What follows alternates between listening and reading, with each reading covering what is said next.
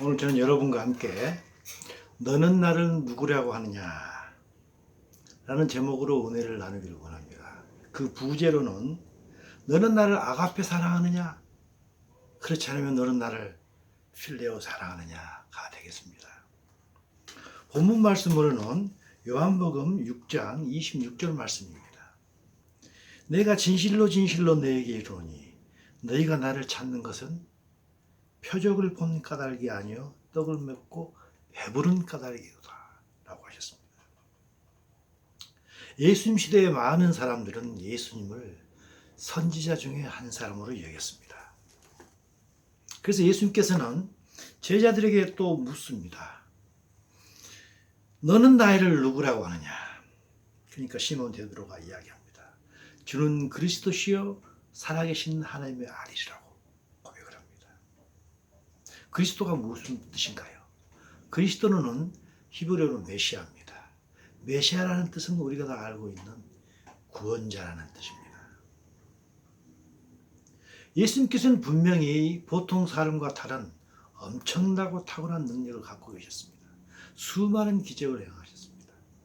하지만 그 예수님 역시 인간으로 오셨기에 우리와 똑같이 밥 먹고 잠자고 생활했습니다. 그런 예수님은 모든 인간을 구원해 주시는 그런 구원자라는 고백을 했습니다. 매우 놀라운 고백입니다. 도대체 있을 수 없는 고백입니다. 거기에 한술 더 떠서 고백을 합니다. 또한 살아계신 하나님의 아들이라고 고백을 합니다. 이 땅에서 발딛고 살아가는 사람을 어떻게 하늘에 계신 하나님의 아들이라고 고백할 수 있겠습니까? 이 고백은 정말 이해되지가 않는 고백이라고 할 수 있을 것입니다. 그리고 제 정신이 아닌 듯한 그런 고백을 베드로는 했던 것입니다. 이런 고백은 이 땅에 사는 정상적인 인간의 머리에서는 나올 수 없는 그런 고백 아니겠습니까? 그러자 이 고백을 들었던 예수님께서 말씀하십니다. 네가 복이 있다. 너에게 이렇게 말해준 사람은 혈과 육이 아니다. 인간이 아니라는 것입니다. 인간이 아니고 하늘에 계신 내 아버지가 너에게 이걸 알려주신 것이라는 것입니다. 그래서 너는 복이 있다는 것입니다. 베드로가 한 이 고백은 예수님 자신을 이 땅에 어떤 목적을 가지고 보내신 절대적 신이신 하늘에 계신 그 하나님 아버지께서 직접 주시는 그런 계시가 아니면 피조물인 인간으로서는 도저히 알 수 없는 커다란 비밀이라는 것입니다. 그래서 베드로 너는 하나님으로부터 이 비밀을 들은 정말 복 있는 자라고 하셨던 것입니다. 여러분은 예수님을 어떻게 생각하십니까? 여러분도 사도 베드로의 고백처럼 주는 그리스도시요 살아계신 하나님의 아들이라고 믿습니까? 어떻게 생각하십니까? 정말 그렇게 생각하십니까? 여러분께서 정말 이렇게 생각하신다면 여러분도 정말 복 있는 사람입니다. 왜냐하면 이런 고백은 베드로처럼 하나님의 은혜로운 직접적인 계시로만 가능하기 때문인 것입니다. 그런데 이런 계시, 은혜의 계시가 누구에게나 다 부어질까요? 결코 그렇지 않습니다. 마태복음 11장 25절, 26절을 통해서 예수님께서 하늘에 계신 하나님 아버지께 감사한 내용이 있습니다. 천지의 주제신 아버지여, 이것을 지혜롭고 슬기 있는 자들에게는 숨기시고 어린 아이들에게는 나타내심을 감사합니다. 이것이 하나님의 뜻입니다 라고 했습니다. 천지의 주제신 아버지여, 이것이 무엇인가요? 예수님 자신이 이 세상의 구원주라는 이 사실을 이야기합니다. 이 사실을 지혜롭고 슬기 있는 자들에게는 숨겼다고 했습니다. 이때 지혜롭고 슬기 있는 자라는 뜻이 무엇인가요? 이것은 세상적으로 지혜롭고 세상적으로 슬기로워서 이 세상에서 떵떵거리며 살아가는 그런 사람들을 이야기합니다. 그런 사람들에게는 내가 이 세상에 구세주로 왔다는 사실을 하나님께서 숨기셨다는 것입니다. 내가 이 세상에 구세주로 왔다는 그런 직접적인 계시를 그들에게 주지 않았다는 것입니다. 왜 하나님께서는 그들에게 그런 계시, 은혜의 계시를 그런 사람들에게 주시지 않았을까요? 그들은 이 세상에서 지혜로운 사람들은 자기들 생각에 이 세상이 다라고 생각하기 때문에, 그리고 자기들은 이 세상에서 지혜롭고 슬기롭기 때문에 떵떵거리면서 잘 사는 사람들입니다. 그래서 그들은 이 땅에서 살아가면서 어떤 구원자도 구세주도 필요치 않는 것입니다. 그런 사람들은 예수님을 구원자라고 믿지 않는 세상에서 잘 나가는 그런 사람들은 보이지 않는 예수님을 메시아라고 믿는 우리들, 참 지혜도 없고 슬기도 없고 미련하고 어린애들처럼 어리석은 자들이라고 비아냥거리는 것입니다. 그러나 이게 사실일까요? 바울은 그게 틀렸다고 이야기합니다. 고린도전서 3장 18절을 통해서 우리에게 말씀하고 계십니다. 아무도 자신을 속이지 말라고 했습니다. 하지만 예수님을 메시아로 믿지 않는 세상적으로 똑똑하고 세상적에 잘 나가는 떵떵거리는 사람들은 자신을 속이고 있다는 것입니다.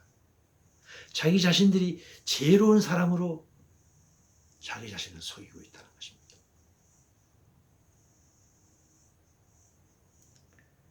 실제로 지혜로운 자는 그 사람들이 생각하는 어리석은 자인 예수 그리스도를 메시아로 믿는 우리가 실제로는 지혜로운 자라는 것입니다. 이런 베드로의 이런 고백과 동일한 고백을 하는 사람이 있습니다. 원래는 이 사람은 세상에서 잘 나갔던 사람입니다. 아주 세상적으로 지식도 많았고 지혜로운 사람이었습니다. 그래서 자신을 하나님의 아들이라고 말씀하셨던 그 예수님을 이단의 괴수로 철석같이 믿었던 사람입니다. 그리고 그렇기 때문에 이 이단의 괴수라고 생각했던 예수님을 믿는 사람을 철저하게 무시무시하게 핍박했던 그런 사람이 있습니다. 그런데 그 사람 자신이 핍박했던 그 예수님을 만나고 나서는 자기가 지금까지 알고 있었던 세상적인 지혜와 지식이 얼마나 잘못됐고 사실은 하찮은 것인 줄 알았던 것입니다. 그래서 그 모든 것을 정말 아무것도 아닌 것 같이 전혀 아낌없이 내버리고 예수님만 쫓았던 사람이 있습니다.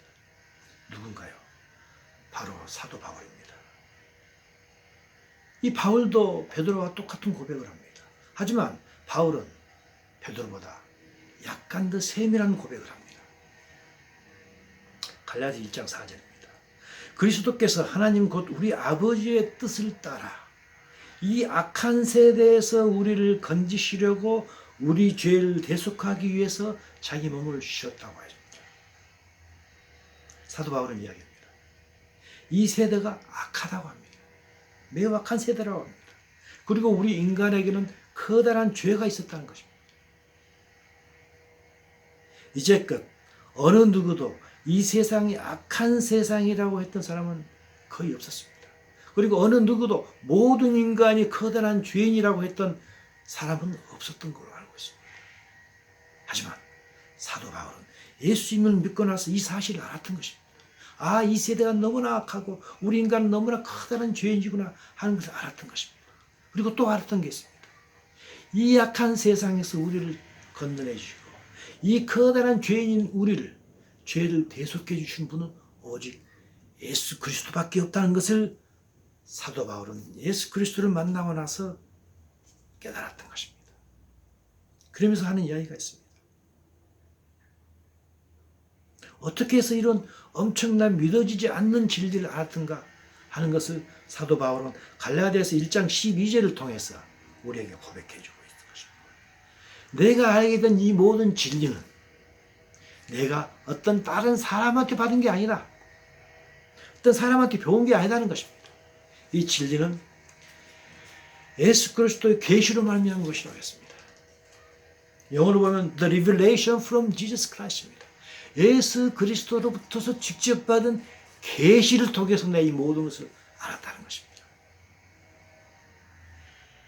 그래서 사도 바울은 예수님이 참된 우리의 구원주라는 것을 확신했던 것입니다. 그러므로 그는 다른 사람들이 어떻게 해야 우리가 구원을 받을까 하고 탄식했을 때 그는 그들에게 매우 명쾌하고 단순하지만 정확하게 단도직입적으로 대답해 줄 수 있었던 것입니다. 그게 무슨 이야기인가요? 바로 주 예수를 믿으라. 그래야만 너와 내 집에 구원을 얻는다는 것입니다. 예수님만이 우리를 이 악한 세상에서 빼내줄 수 있는 구원자라는 사실을 그는 분명하게 깨달았던 것입니다. 그렇다면 사도 바울도 이야기하고 베드로 사도도 이야기하고 다른 모든 예수님의 제자가 또 예수님 본인이 이 세상의 구원자라고 하는데 도대체 구원이란 무슨 뜻일까요? 구원이라는 말은 그 단어는 우리가 일반적으로 이 세상에서 흔히 하는 이야기입니다. 우리가 구원이라고 그러면 어떤 좋지 않은 상황에서 좀 더 나은 좋은 상황으로 빠져나가는 것을 구원이라고 합니다. 예를 들자면 우리가 병이 나온 것도 구원입니다. 그리고 가난에서 해방되는 것도 구원입니다. 또한 귀신에서 풀려나는 것도 구원이라고 합니다. 그렇지만 예수님께서 우리의 구원자가 되신다고 할 때 그 구원, 성경에서 말하는 그 구원은 조금 다른 것입니다. 차원이 다른 것입니다. 이 구원은 어디로부터 빠져나올까요? 그건 방금 이야기했었습니다. 갈라디아서 1장 4절이죠. 우리를 악한 세상에서 우리가 빠져나오는 게 구원이라는 것입니다. 우리가 이 악한 세상으로부터 빠져나오는 게 구원이라는 것입니다. 그러면 이 악한 세상에서 빠져나와서 우리는 어디로 가야 되는 것일까요? 그 구원의 종착역은 어디일까요? 그것은 바로 하나님의 나라인 것입니다. 예수님께서는 3년 반 동안 공생의 생활을 하셨습니다. 그때 예수님께서는 수없이 많은 자를 구원하셨습니다. 죄, 병에서 구원하셨고 가난에서 구원하셨고 여러 가지 나쁜 상황에서 구원해 주셨습니다. 하지만 예수님께서는 핵심된 또 다른 메시지가 있었습니다. 정말로 구원해 주고 싶었던 그런 게 있었던 것입니다. 그것이 무엇이었을까요? 누가복음 4장 43절을 통해서 예수님께서 정확하게 말씀하고 계십니다. 나는 하나님 나라의 복음을 전해야 된다 했던 것입니다. 그러면서 나는 이 일을 위해서 보내심을 입었다고 분명하게 말씀하고 계십니다. 예수님께서는 하나님 나라를 전하시기 위해서 이 땅에 오신 것입니다. 예수님께서 많은 기적을 행하셨지만 그 기적의 목적은 하나님 나라를 전하기 위한 것이라는 것입니다. 그것뿐 아닙니다. 예수님께서 공생의 내내 하나님 나라를 전하셨지만 예수님께서 죽었다가 부활하신 후에 40일 동안 이 땅에 계시면서 그때 40일 동안마저도 계속해서 예수님께서 전하셨던 그 메시지가 있습니다. 그 무엇인가요? 하나님 나라 복음인 것입니다. 그래서 진정으로 예수님께서 원하시는 것은 이 악한 세상에서 빠져나와서 이 악한 세상 나라에서 빠져나와서 우리가 하나님 나라로 들어가는 것. 이것이 예수님께서 진정으로 우리에게 주시고자 하는 그런 구원인 것입니다. 이것이 사실은 가장 복된 소식입니다. 우리가 병에서 구원되는 것도 복된 소식입니다. 가난에서 빠져나오는 것도 복된 소식입니다.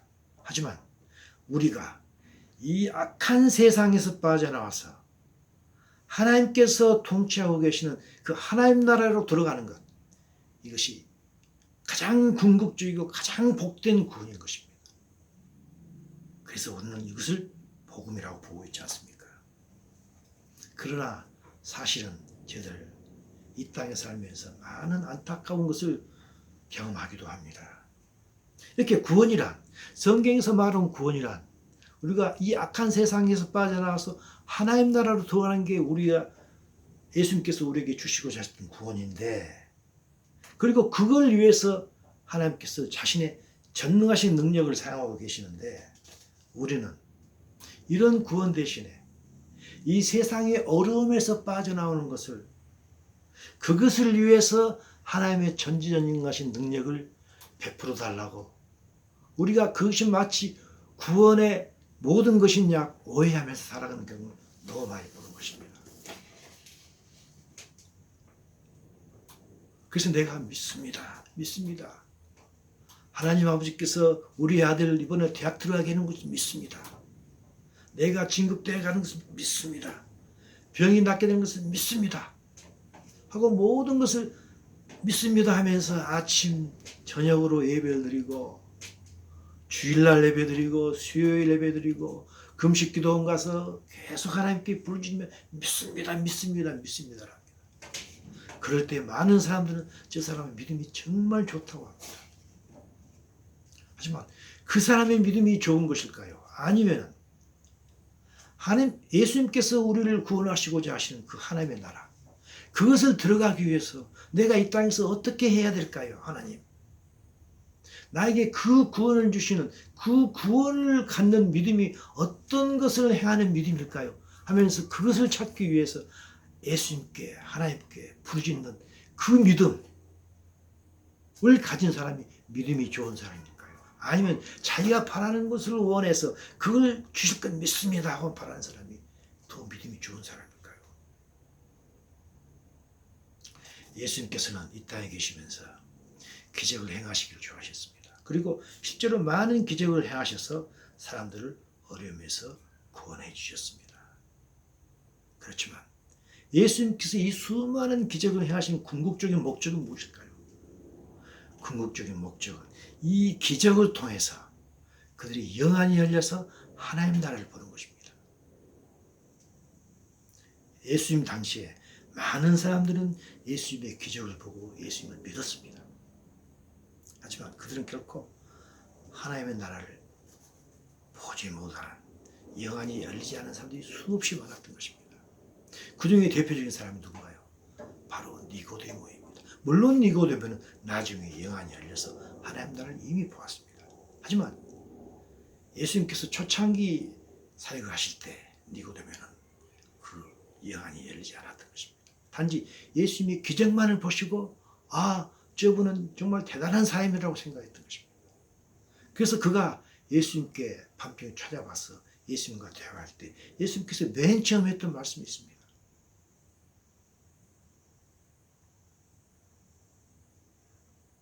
진실로 내게 이르노니 내가 거듭나지 아니하면 하나님 나라를 볼 수 없다고 했던 것입니다. 니고데모야, 네가 나의 기적을 보고 나를 믿는 건 안다. 하지만 나는 네가 영안이 거듭나서 네 영이 거듭 태어남으로 말미암아 하나님의 나라를 보고 하나님을 보기 원한다 했던 것입니다. 그렇지만 니고데모를 포함해서 많은 사람들이 기적만을 보았던 것입니다. 그래서 예수님께서는 2장 23절 24절을 통해서 예수님의 마음을 우리에게 알려주고 계십니다. 6월절에 예수께서 예루살렘에 계시니 많은 사람이 그 행하시는 표적을 보고 그 이름을 믿었지만 예수님께서는 그의 몸을 그들에게 의탁하지 않았다고 합니다. 왜 그랬습니까? 이는 친히 모든 사람을 아시며라고 했습니다. 무엇을 알았던 것일까요? 그들은 기적을 보고 나를 믿기는 믿구나 하지만은 내가 너희들에게 보여주고자 하는 것, 하나님 나라를 보지 못했다는 것입니다. 아직 그들이 영이 거듭나지 못해서 하나님 나라를 보지 못했다는 것입니다. 그래서 그는 안타까운 마음에 니고데모가 이야기했을 때 빨리 네가 영이 거듭나기를 원한다. 영이 거듭 태어나서 하나님 나라를 보기 원한다. 라는 이야기를 했던 것입니다. 따라서 예수님을 주라고 고백하는 자들은 예수님의 복음의 중심인 하나님의 나라를 보는 자가 되고 하나님의 말씀을 드려야 되는 것입니다. 그러나 사탄은 이걸 방해합니다. 완강하게 못하게 합니다. 하나님 나라를 보지 못하게 하고 하나님 나라, 하나님의 말씀에 대해서 전혀 관심을 두지 못하게 합니다. 예수님께서 공생에 시작하실 때 40일을 금식하셨습니다. 얼마나 배가 고프셨겠습니까? 그때 사탄이 예수께 나옵니다. 나와서 이야기합니다. 마태복음 4장 3절입니다. 시험하는 자가 예수께 나와야 되는데 내가 만약 하나님의 아들이거든 명하여 이 돌이 병하여 떡덩이가 되게 하라고 했습니다. 물론 우리는 배고프면 하나님께 나와서 하나님 배가 고파요. 떡을 주세요. 라고 기도하는 것은 당연합니다. 이 기적을 요구하는 믿음은 너무너무 당연한 것입니다. 인간이기 때문입니다.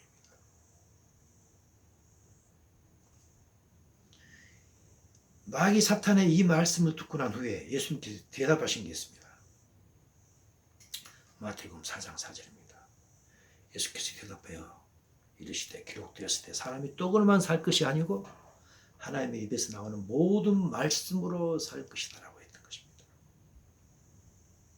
우리가 배가 고플 때 떡을 기대해야 하는 것은 매우 당연합니다.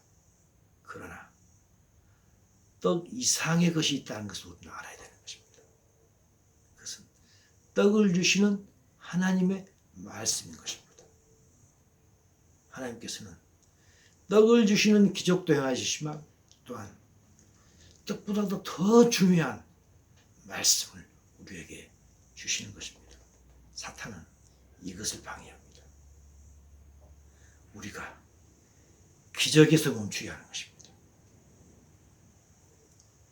우리가 기적을 벗어나서 기적 위에 있는 하나님의 말씀을 듣게 되면 하나님께서 우리에게 주시고자 하는 그것이 하나님의 나라인 것을 우리가 알게 되는 것입니다. 그것을 모르게 하는 것이 사탄의 목적인 것입니다.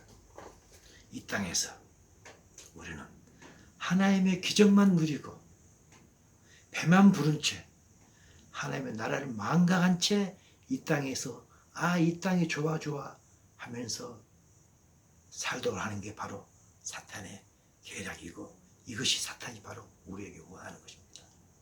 결론을 내리도록 하겠습니다. 우리가 알다시피 예수님께서는 이 땅에서 오셔서 말씀하셨던 말씀의 중심은 하나님 나라였습니다.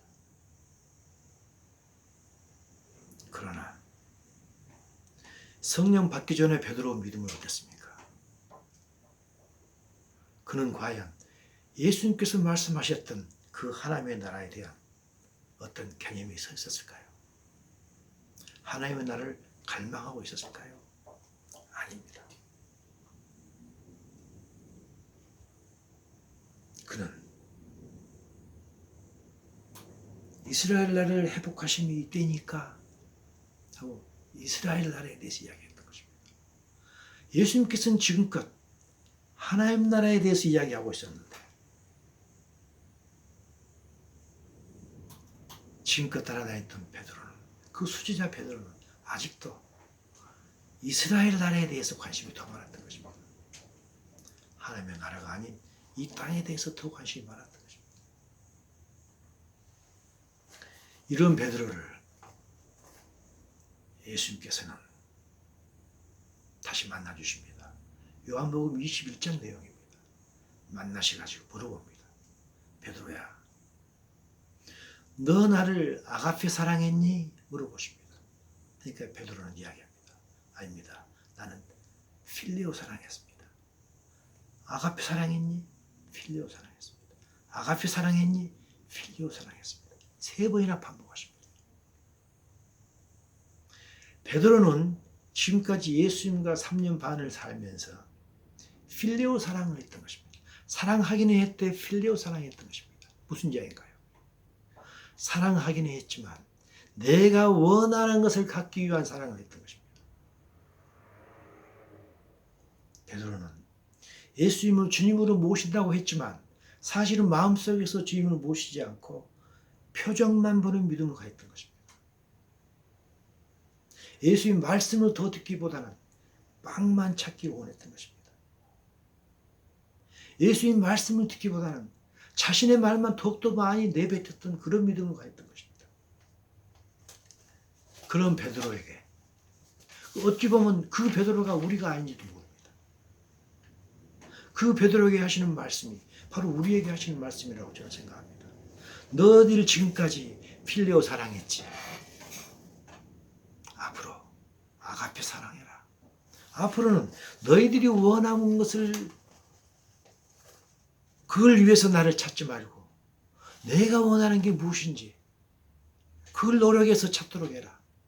내가 너희를 너희들을 하늘나라로 데려갈 터인데 하늘나라로 들어가기 위해서 너희들이 어떤 믿음을 가져야 되는지 그것에 대해서 많은 질문을 나에게 해라. 그것에 대해서 나하고 교제를 하자라고 예수님께서 말씀하시는 것입니다. 예수님의 원하심을 따라서 이제는 더 이상 우리가 원하는 것을 찾지 않고 예수님의 뜻이 어디 있는지 그것을 찾아서 기도하는 자가 되라는 것입니다. 이제는 하나님 내가 이거 필요해요. 내 말만 하지 말고 이제는 하나님의 말씀을 더 깊이 묵상하고 경청하는 자가 되라는 것입니다.